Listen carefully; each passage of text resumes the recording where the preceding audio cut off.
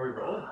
It is rolling, yeah, but we can start whenever. I just don't want to walk all the way over. I ain't gonna drink this Red Bull. Let's roll it. Do it.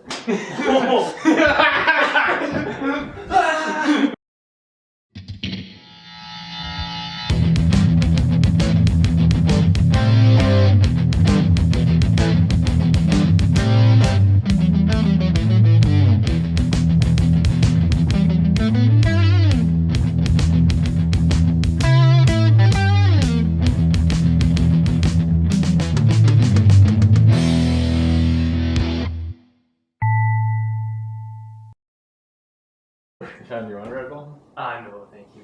I shouldn't. I only like my Red Bull with Jaeger. No.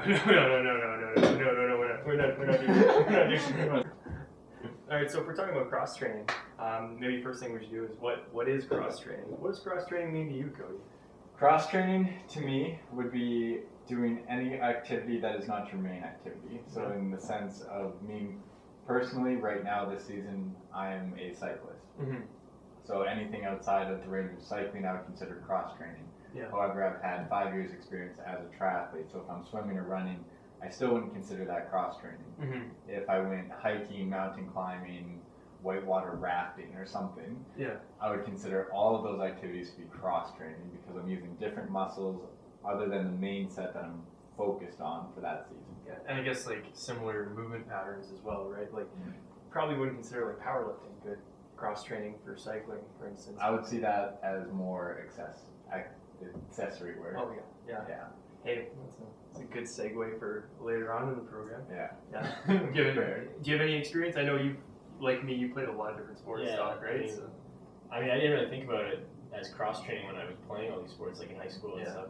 Like I play hockey as my main sport, but I never really referred to it as my main sport. It's just my favorite. Right? Mm-hmm. And then I would always be playing at least 2 sports. Like I'd be having hockey and then volleyball through school, or basketball, badminton, lacrosse, like just piles up, right? Like just tons of sports that I was playing when I was going to high school, but I never really thought of it as cross training. But now I think about it more as cross training. It is, but I wouldn't have done it the same way that I did it back then because I was playing them at the same time. So like as a kid, it wasn't a big deal because you're just playing to have fun, right? So it's not a big deal. But now as you get older and you focus on one, I wouldn't have played basketball at the time that I was playing hockey. I would play basketball at a later time, right? Because the seasons are so similar, right? Yeah, they are. It's really similar. So I'd be playing them constantly together. Yeah. So I'd go to basketball practice, pretty much burn my legs out from running, and then go play hockey, which is a different motion, but you're still using the leg muscles, right? So it's pretty cardiac. It was like I didn't really think about it back then because I didn't care. I was a kid. It's just like don't get tired. You have more energy. Yeah, when you're 16 years old, you're like, I can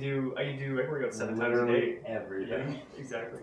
Plus, like badminton's good for like a couple days off school. That's why I did that. Yeah, no, that's the whole reason.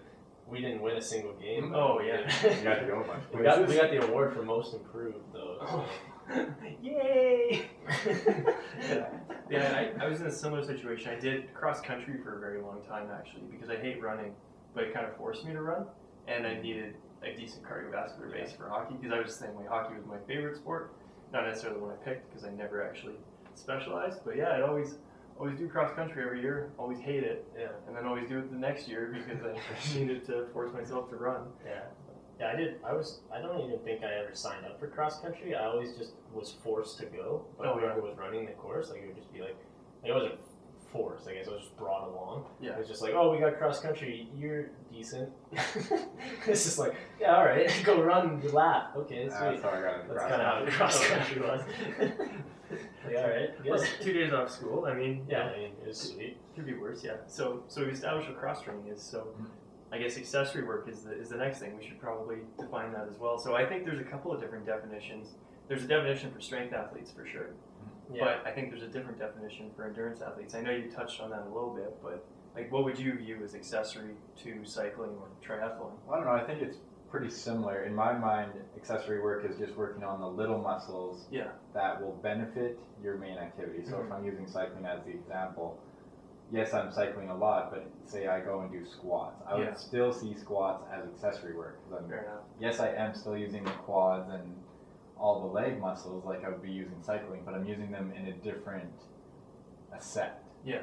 A different mindset. Like when I'm doing squats, I'm not thinking, oh, this is exactly like cycling. Yeah.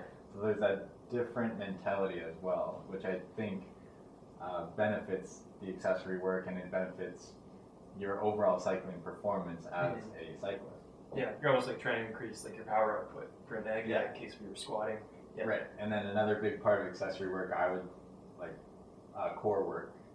For me, core work should be incorporated with any type of sport, I believe. I mean, your core is your foundation. That's where you're coming from. Your balance, your stability, a lot of your strength is coming from the core. And yes, you get it in doing any of your targeted sports, your focus sport. But if you can just singularly work on your core, so your front, your obliques, your back, this entire region, I think that's an accessory work to any activity. Yeah, actually, it's interesting you say that, because something like CrossFit or something like Olympic lifting, it's a lot of like straight up and down, like you're pulling something off the ground and putting it over your head, or you're just pulling something off the ground, or you're doing pull-ups, and there's not a lot of this. So a lot of CrossFitters and a lot of Olympic lifters have like super weak obliques. Right. So that's like a really important accessory work. And yeah, it's pretty similar, I guess, for strength athletes, is you'll look at something like, oh, you know, I have a deadlift and I'm at this certain weight and I can't get any better.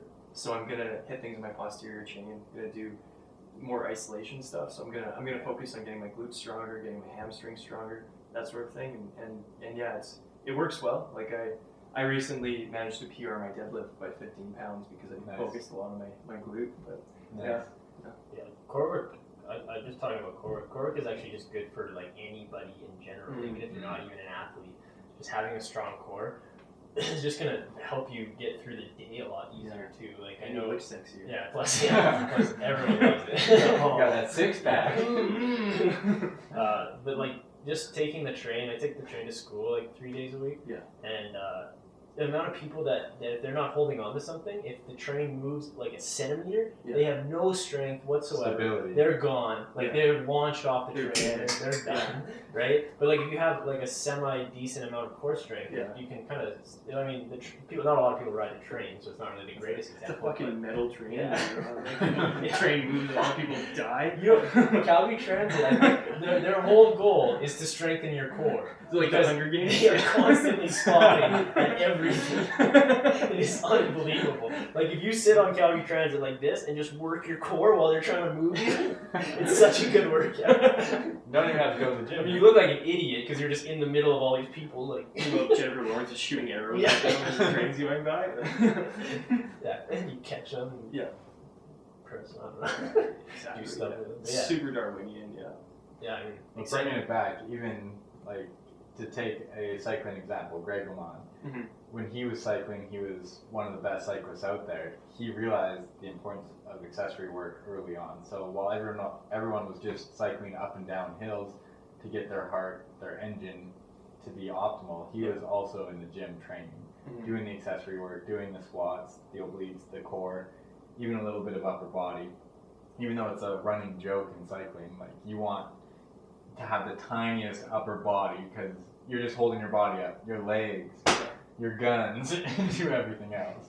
But on the opposite side of it, you have a muscular frame. You can actually pull up on the bike to push down harder. I feel like your bike short's better too. Yeah. So accessory work, even at the highest level, going way far back, it's been recognized and approved to a high degree. Yeah, that's a good point. And that's especially for, like, I guess, in the case of, like, a lot of people probably follow, like, block programming. Like, you'll have 20 athletes following the exact same programming. And unless you want, like, your genetics to determine how well you do, if everyone is doing the same programming, and you're like, well, I can do a little bit of accessory work, and that'll put me, like, 5% above everybody else, maybe it's worth doing if you really want to do well your sport. Yeah, it's 5% when you're already at a high-performing level. That's a big percentage, absolutely. But touching on the core stuff, just in general, for all the people dying on Calgary Transit every day, Calgary Transit, please don't sue me. Calgary Transit is actually pretty good. But yeah, just even in terms of that, for like living your life day to day, or just using it as injury prevention, because I know I do a lot of horizontal pulling, so I'll do a lot of bent over rows or a lot of ring rows. Because CrossFit's super heavy and like doing tons of pull-ups, so like doing this all the time is really bad for your shoulder joint if you never do any other kind of pulling, because you're strengthening certain muscles around, especially the rotator cuff or just the shoulder joint in general. And then you see a bunch of CrossFitters that have like just destroyed shoulders because they never focused on like, oh, I should maybe look at like other muscles in my back and that sort of thing. Yeah, definitely. I mean, with swimming, the amount of pull-ups I've been doing is unbelievable. Like, up my swimming to 6 days a week, and my shoulders feel it. And I'm still doing like 3 to 4 days where I'm doing wide grip pull-ups. Yeah. Like, just tons of shoulder work, tons of back, like upper back work. Mm-hmm. And I'm starting to notice that, like, I have a bad back in general, which I'm trying to fix, but I'm starting to notice that my lower back is starting to take a huge toll on that. And strengthening my lower back is now kind of a necessity, because my upper back is taking so much pressure, I guess. It's almost like pushing down on my lower back, because everything's connected in your back, right? For sure. If you start screwing up with your upper back, your lower back's going to have to do something to compensate. Yeah. So that's kind of what's your happening. strongest muscles are just going to take over. Exactly. Even if like other muscle groups should be getting in there, but like, oh, I can just muscle my way through this, and just completely autonomically. And there's a type of activation technique. I think it's muscular activation technique, mat training or something like that. My dad does, and their whole philosophy is if you're experiencing injuries, it's because you're not using the right muscles during your activity. So so say you have really strong quads but not very strong hamstrings, right? Your quad muscles are going to try to take over whenever your hamstrings can't. Right? There goes your so knee. that screws you up hard, because you're like, yeah, exactly, your knee's gone. That's actually one of the reasons why T-band syndrome is such a big issue. Because people's muscles aren't working properly, so other muscles are trying to counteract it to save you, right? For sure. But then they blow up and they're overloaded, right? Absolutely. Yeah. But accessory work does help with that, because then you can actually target that muscle, try to strengthen it, activate it. It's mainly about activation with stuff like that, is because you've never actually activated those muscles while doing it, so your muscles don't know how to work like that. Absolutely. So if you start to single them out, then you can kind of wake them up almost, right? Get them working. It's funny you say that too, because I noticed, like, squatting especially, there's actually like a big difference between men and women. Like, men tend to be a lot more like glute and hamstring dominant, whereas most women tend to be more quad dominant. So like, you'll even see like really, really fit women, they have huge quadriceps, but they have flat hamstrings because they've never used it, and they could probably add 50 pounds to their back squat if they use their hamstring, and also avoid knee injuries. But and same with the guys, probably stand to use your quads a little bit more, and that's something you can work on. But definitely, So that went hand in hand with our next point of accessory work and its place in injury prevention. Mm-hmm. So I think we touched on that and how it can help with back, knee, the small muscles that don't actually get used a lot in our core workouts, and how accessory work will supplement that and prevent those injuries. Well, I guess it's important to be mindful of it too, because you can be doing something and be like, oh yeah, I'm totally fine. But I actually have found it's a really good resource to just like take a video of yourself every now and again, and all of a sudden you see like, oh, I'm actually pulling with my back. I'm not using my legs at all. Why is that happening? Yeah, that's a huge help. Slowing down your workouts as well, like especially on like big core workouts, or like the squat and the deadlift and stuff like that. If you're not pulling with the right, you just couldn't shut it off.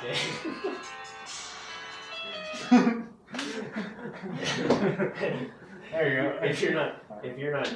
If you're doing it quickly, like you do it every day you do like a squat, right? Yeah. You're not changing anything up. You just do it kind of how you feel like it works, and it's working, but you're not really noticing a difference, or you're noticing you're getting injured.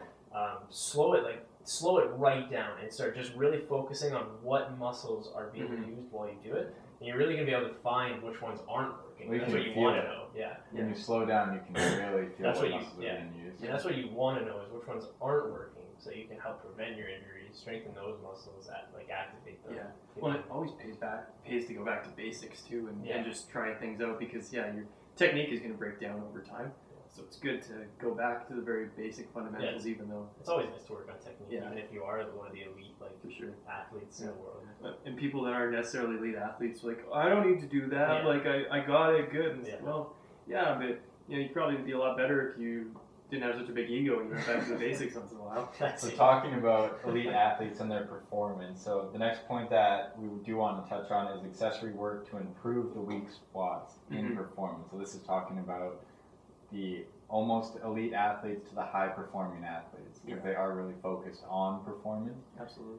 So how can accessory work help those weak spots? I know we've touched on it a lot, but I guess like looking at the muscle imbalances for sure. I've always kind of looked at it from the lens as well of, if you prevent injury, then that's more training sessions per year, right?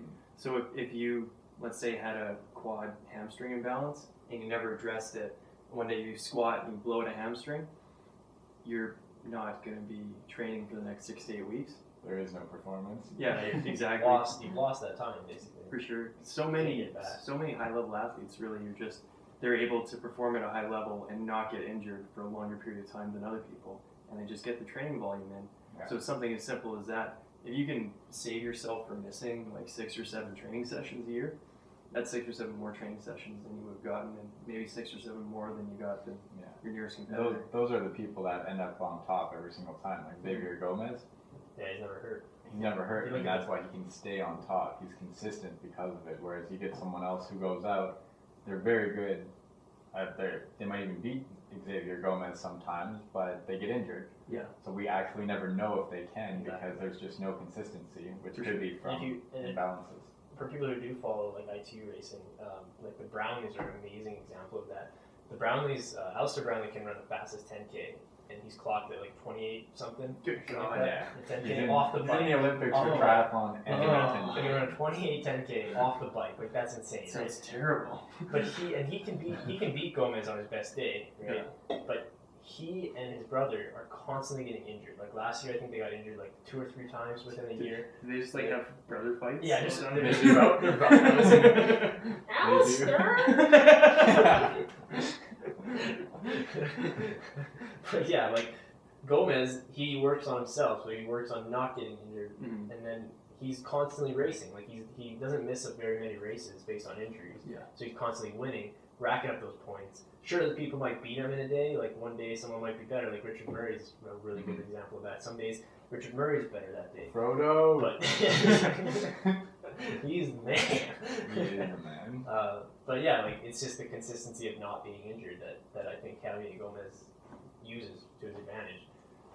But another thing, not really about injury, but about performance, a specific example would be myself. I was always a terrible runner.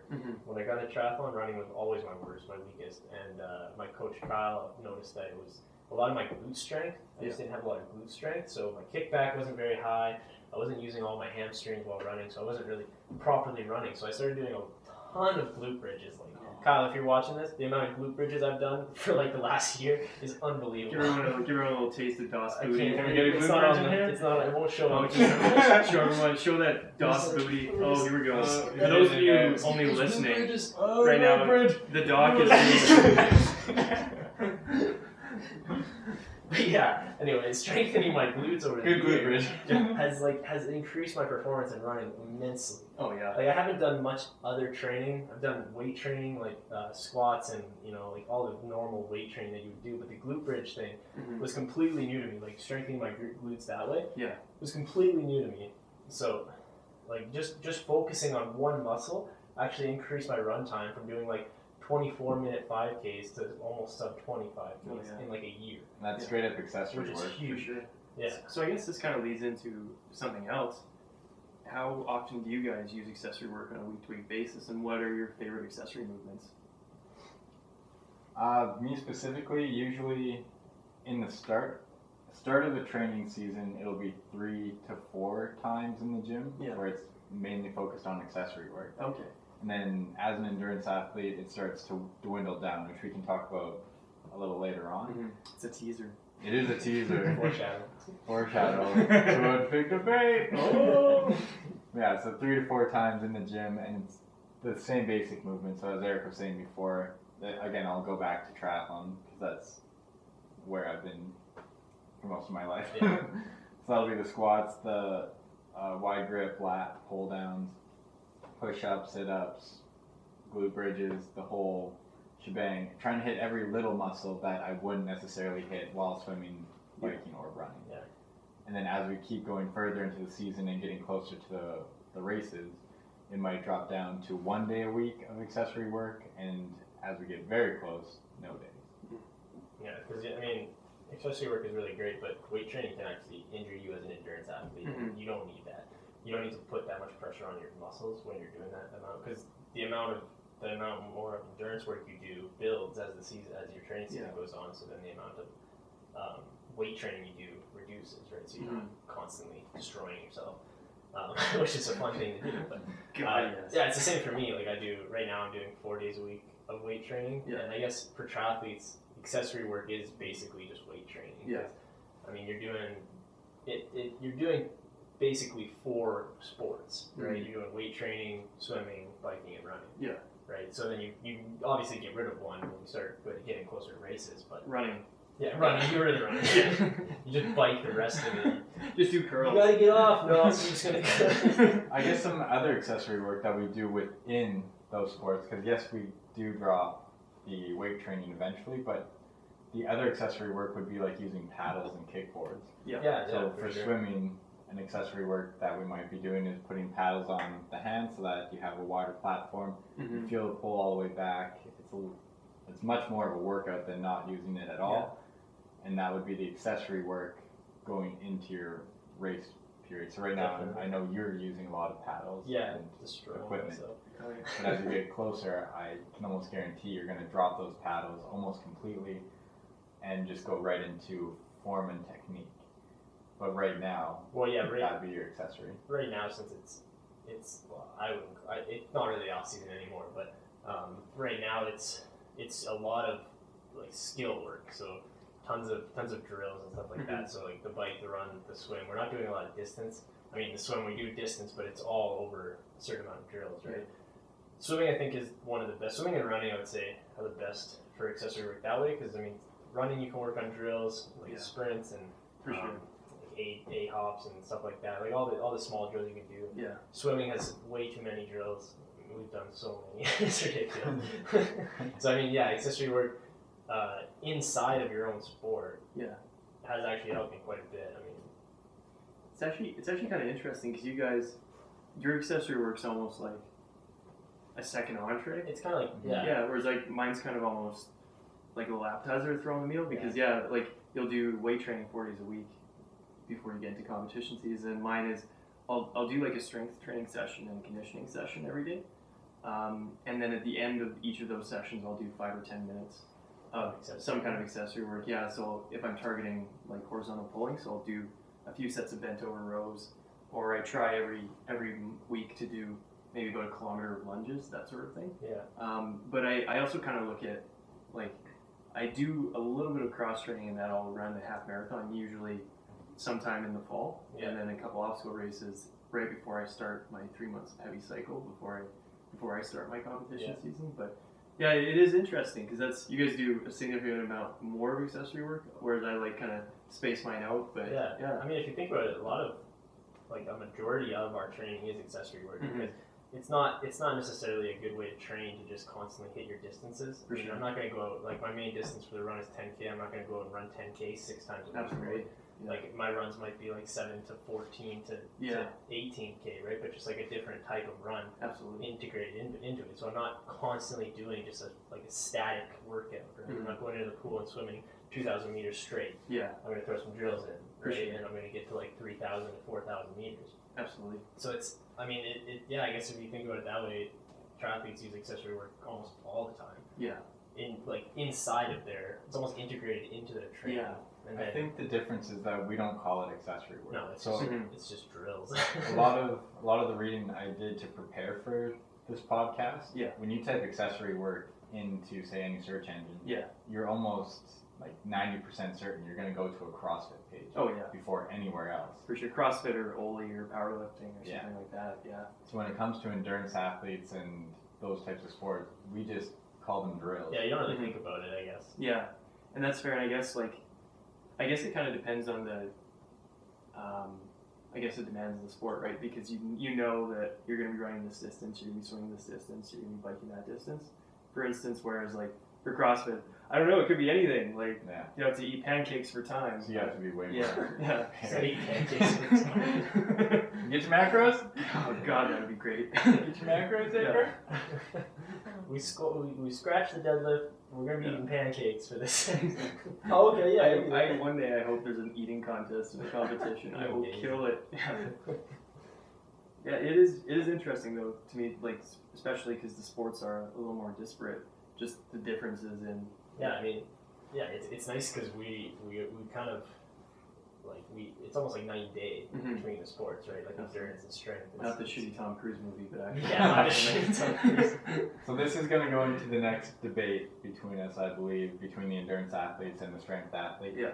It's should you do accessory work or should you use the time to rest for main training sessions? All right, and let's since we've just clarified basically that accessory work for triathletes are like integrated in. I'm going to refer to accessory work as weight training. Yeah, all right, I agree with that because that's more of what that's more comparable. Yeah, that's fair. Yeah. I'd say for a strength athlete, it really depends. I would veer more towards the side of you should be doing accessory work and you should be doing it often, like 3 or 4 times a week, depending on the amount of training volume that you're doing. And that is because I think it's important for injury prevention, number 1, and number 2, you're going to be hitting plateaus with your lifts, and the best way to overcome a plateau is not necessarily to lift more at the exact same weight, but target some of your weak points. That being said, as you get up to a competition, like probably 2 or 3 weeks out, you should start tapering some of your work. I would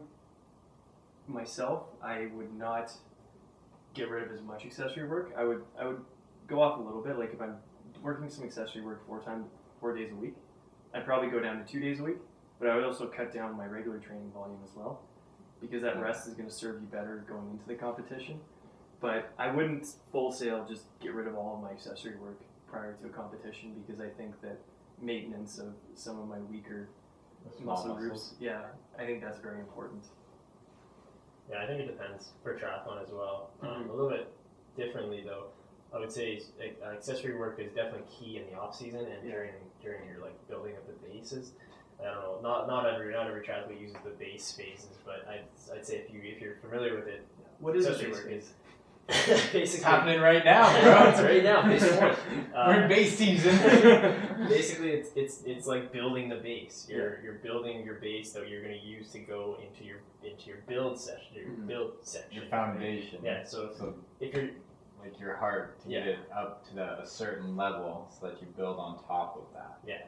So if you think about it as you're building a house, the base phase is your concrete base, right? And then so you get that foundation, so that you can basically push yourself through these other workouts that are coming up.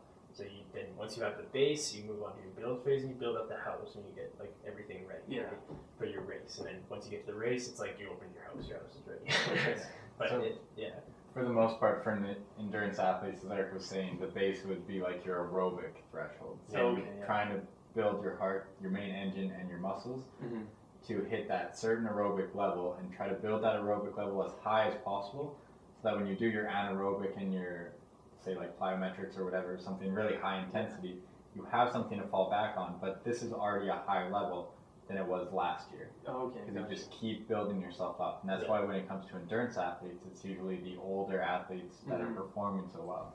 Like and that's also like just kind of off topic, but triathletes, they don't peak until they're in their 30s usually. Yeah. Like that's kind of when they peak. It's because they built up that base for so long. That makes sense. Because it takes them forever to get that base up there. And it also, when you have a higher base, it's also easier to get back into shape. Yeah. So a lot of the pro triathletes right now, they're in their like 30s and 40s.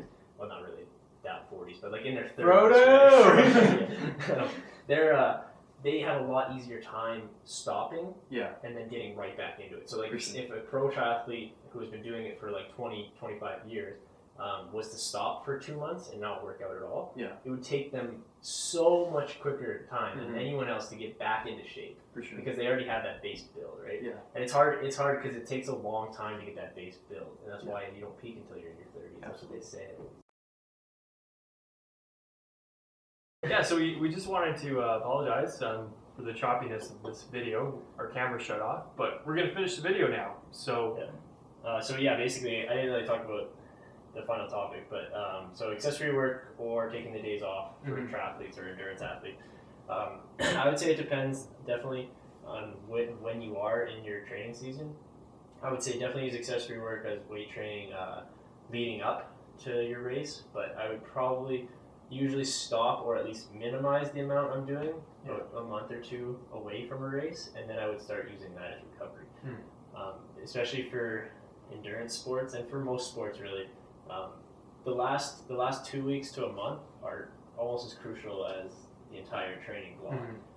You're not going to gain any training in those 2 weeks. But you can really fuck it up. But you can really fuck it up. So really, for endurance athletes and for myself, I would say minimize accessory work at that point, because you're not going to gain fitness. You're not. Yeah. It's not going to work. If you try to cram 2 weeks of accessory work because you've been slacking, and you try to cram it in right before, you're just going to ruin yourself. You could get bigger biceps. You I could. mean, what price would you put on those? All the best athletes have big This is biceps. what matters most. Yeah, right there. Winning. That's winning right there. Cody's accessory work is just him in the gym, Just just bicep curl. Cody, how long you been here? 2 hours. Bicep curls. I used to do. That's how I started becoming an athlete. Oh yeah, that's something else. Actually, I have a like a small accessory work circuit that I do now. That's just tricep pull downs and hammer curls. I'll do like once a week. Arnold. Yeah, well, you need like fairly strong biceps and strong triceps help with pushing and pulling, like pull ups and like push jerks and stuff. And it's great. It makes me feel like I'm 13 years old again, and I'm like going to the school dance, just like making my arms big. Gotta get the pump. Gotta get that pump. Exactly. Yeah. If you look at all the best athletes in the world, they all have huge biceps for no reason at all. Tiger Woods, massive biceps. He's a golfer. I don't understand. Yeah, actually, that's As true. he's holding it. Just flex. He's just in the gym with like He's doing one of 200-pound these. golf clubs. He's doing one of these. Yeah. So he's just using logs. He's too jacked to be a golfer. I know. Most golfers are fat or like really, really small and skinny, but Like Macro is just a tiny little guy. yeah, John Daly's just a fat piece of shit. Yeah, exactly. And then you got Tiger Woods, who looks like he could be a fucking linebacker. he was in the wrong sport. Yeah. I mean, it's not too late to switch. Tiger could do something else. He could probably take up powerlifting. Yeah. You can go to bodybuilding shows or something. Yeah, there we go. Yeah, sounds good. So, Yeah, I think that was the last thing on our list to cover today for accessory work. Mhm. The Accessory Work Podcast. Absolutely. So we hope you guys enjoyed this. If you have any questions, comments, what's your favorite kind of accessory work? What do you do for your training? Leave a comment below and let us know what you think. And if you want to reach us and have any other questions for us, email us at wearehumanpowered@gmail.com. Thanks, guys. Stay powerful. Good. I didn't say it. I just looked like an idiot. 'Cause you